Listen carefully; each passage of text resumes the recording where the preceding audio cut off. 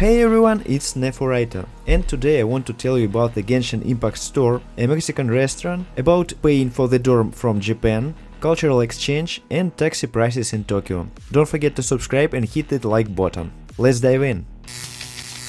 Transport is one of those expenses that falls into the expensive category. Public transport is pricey and taxes are even worse. For those who can afford premium taxes in any world capital, it might seem reasonable, but for me it's definitely too much. I took a taxi twice and only because my friend Tolik asked me to join him. Here is, must be selling aluminium by the ton or something. A ride for a distance you can walk in about 20 minutes costs around 1000 yen, which is about $7, and that's with discount. Another time we went from our area to Asakusa, which took about 40 minutes, and the one-way fare was around 11,000 yen, about $75. Of course, the comfort level is top-notch. The driver in white gloves opens the door for you and doesn't ask you to show the way how to ride. Besides comfort, in most cases a taxi is the fastest way to get from point A to point B, unless you're taking long distance trips with the Shinkansen. Also, this car had neon lights for those who like to go all out with their taxi rides.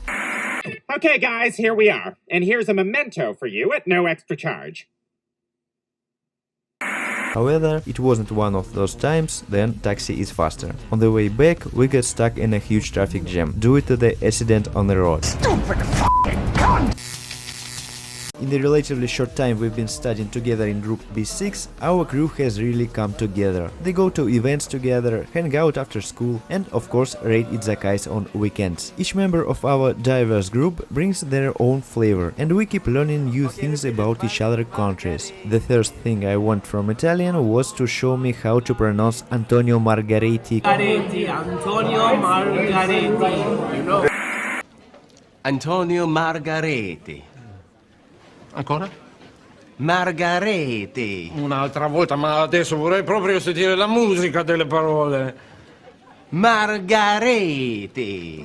Also, Fabrizio introduced me to foosball. I'd seen those tables in various places before, but never bothered to try it myself because I wasn't really into it.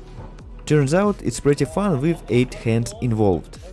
Recently I found out that almost all foreigners knows about the Russian offense squad. I don't know what movies about gopniks they are showing around the world, but I had to show how to squad properly so you don't get kicked out of your neighborhood. Honestly, I'm totally against the whole Russian street thug movement and its promotion, but it was kinda amusing. Among my friends in Japan, many of us, including myself, are really into Genshin Impact. To be honest, I paused playing the game during the Fontaine quest just because it eats up so much time. But even though I stopped playing, I'm still a huge fan of the awesome characters from this Chinese game. So when I heard that there is a Genshin merchandise store in Akihabara, I had to check it out. Despite being a small corner in the Giant Don Quixote store, it's packed to the brim. You can find countless variants of pins, keychains with characters and mobs, stickers, framed pictures, and there are closed boxes with character cards that follow the classic gacha scheme, where you don't know who you'll get. There are also some unique items like a Xiao-themed keyboard and of course well-crafted figures, including a rare one of Chi-Chi. Even though I have 5 top characters, there is surprisingly little merchandise for them. Especially for the one who stole my heart at first sight. So, here is my top character list, and I love to hear other Genshin players' rankings. For me, the number 1 spot among the girls is definitely Shenhe, followed by Yelan. Then Sarah, who I really like, but no matter how hard I tried, I couldn't build a team where Sarah was useful, not just looking awesome. Among the guys, it's Arataki Ita, whose quests I'm ready to replay endless because I love his behavior and reactions. Second place goes to Thoma.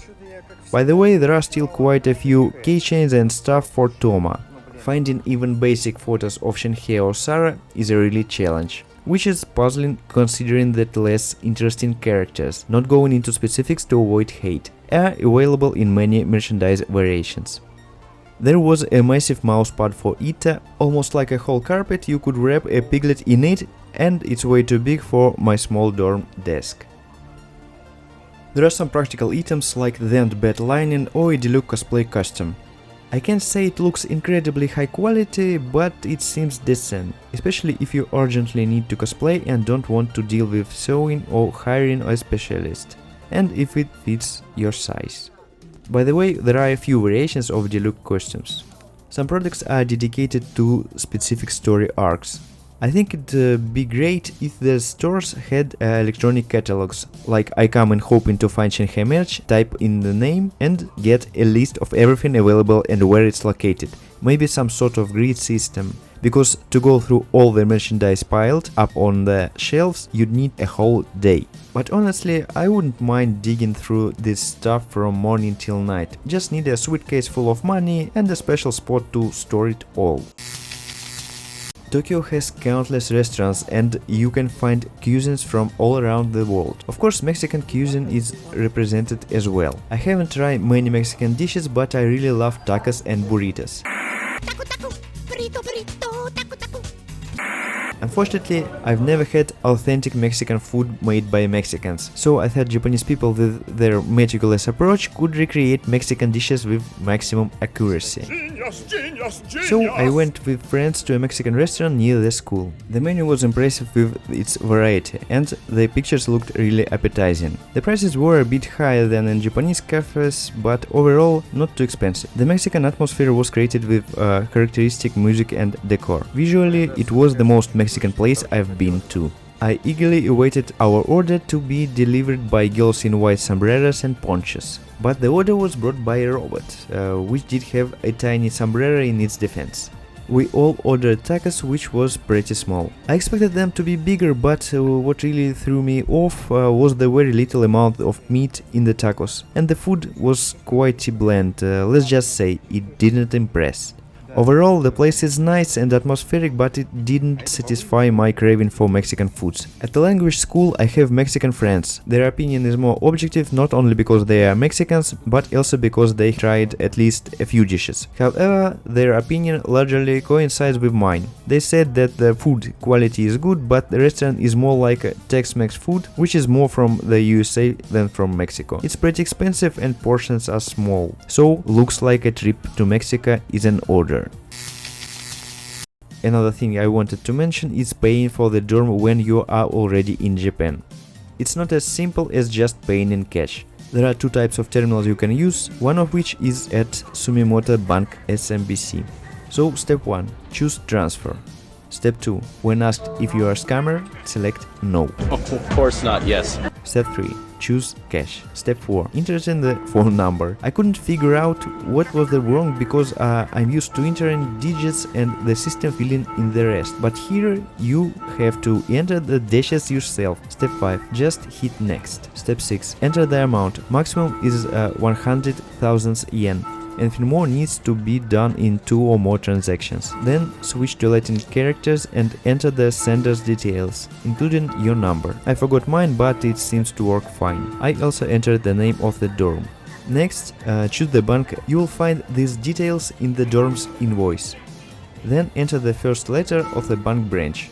Select the branch. Here the top option is regular account. Enter the recipient's account number. Now let's check the transfer details. Hit confirm. Insert the money, make sure the ATM count it all and agree to the transaction. Grab the receipt and that's it.